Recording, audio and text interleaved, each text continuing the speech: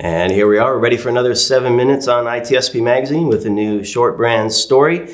And I'm thrilled to have Michael and Ryan on from Schellman. And Schellman's all about streamlining IT audits and attestations for some of the world's largest companies. Thanks for joining me, Michael and Ryan. Thanks, Sean. Thank you. So Michael, you and I have had a gazillion chats. Too many. About risk and all kinds of fun stuff. So I'm going to start with Ryan. Maybe, Ryan, can you give me an overview of how and when Schellman was founded, what its purpose is? Sure. So Schellman was founded over 20 years ago. Originally, we were actually called SAS 70 Solutions. SAS 70 was a single standard that existed, very niche, actually is what's now called a SOC 2. And as we started continuing to grow, our clients said, hey, do you do this? And we said, no, we don't do that, we just do this. But eventually we said, you know what? Our clients really like working with us. We should probably look into it. And so as we grew, we started adding more things that just helped to support our clients in whatever needs they had in the compliance space.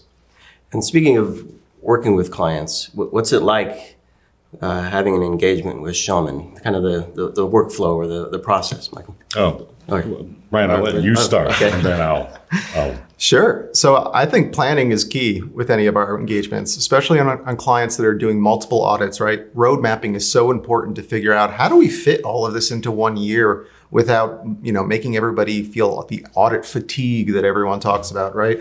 So starting with the planning of road mapping it out and then starting early, making sure that everyone feels comfortable about what all the steps are, what the dates are, having meetings early. Working with us is the ability to not feel like you are having an auditor just be dumped in to do the audit and then extracted back out. We're with you the whole way. We're holding your hand. We're making sure you understand the process and that you feel comfortable.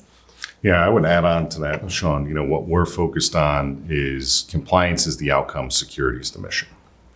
Right? So everything that we do to help organizations consolidate their assessments, their audits, their attestations is really focused on improving their cybersecurity programs, but ultimately getting them the compliance needs that they have from a business perspective. What are some signs of fatigue? I mean, there's the physical part of it, but are there signs in the program that might surface? Yeah. I'll let you start. Right? Sure. So it mostly deals with when our clients, the compliance group that we're dealing with on the client end, they have to go out to all these business folks and they have to ask them, hey, I need this piece of evidence. If they go to them multiple times a year, it starts, every time you go back, it's a louder responsive, oh, not again. The grumbling gets louder. You get less buy-in. And when you have less buy-in on these compliance programs, it's hard to show to people that there's a significance to it, right? It's hard to show to them that this is worth you doing. Yeah, and I would add on to that, when you think about all the requests around documentation and evidence that organizations need to produce in support of an assessment or an attestation, oftentimes that will sit with their assessors or their auditors for weeks, if not months. By the time they pick it up, they realize, well, that doesn't satisfy the request. So one of the things that we've done is we've implemented something called FTR, first time resolution, which is every time we get a piece of evidence, we look at it immediately in order to resolve any issues that may exist. And we actually track that from a metric perspective, and organizations are able to report on that at the board level. And speaking of board, do you get to work with a lot of boards to Yeah, I mean, create the culture, right? I'll start there. I mean, oftentimes we present alongside our stakeholders from a management perspective with the board to help them understand why is transparency and trust relative to cybersecurity important for that organization. And I think we've all seen with the number of adverse events that have happened, the pressure is really on for organizations to ensure they have good cybersecurity posture. Yeah, and I think unfortunately sometimes we can be the ones that help enter that dollar value that often has a larger, resonance with the board. So talking about how much a breach would cost per person, talking about what recent fines looked like. Unfortunately, that's the type of data where the scare tactics unfortunately sometimes work, but we're often working in tandem with them to figure out what is the best pathway to show what's going to be beneficial from this audit.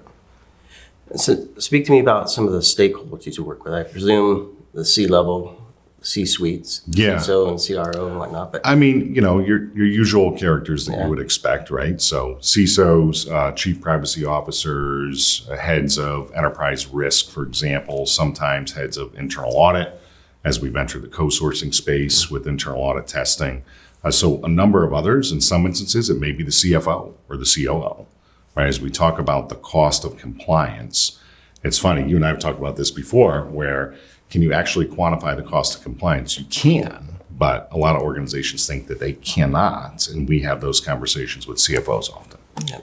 I think that's a really important point you were making, actually, because one of the things I try to tell clients that work with us is one of the costs I can't quantify in a contract for you or giving you pricing is the amount of internal time that you save by compiling your audits in the right way internally, right? Like me coming and asking one time for something saves how much time internally for you? Asking those set of questions one time in a walkthrough, and that covers 4 audits. How much time did that save your internal resources, right? Like that is something I can't put down because it's saving you. It's not saving us, right? We still need to do all the same testing we've done.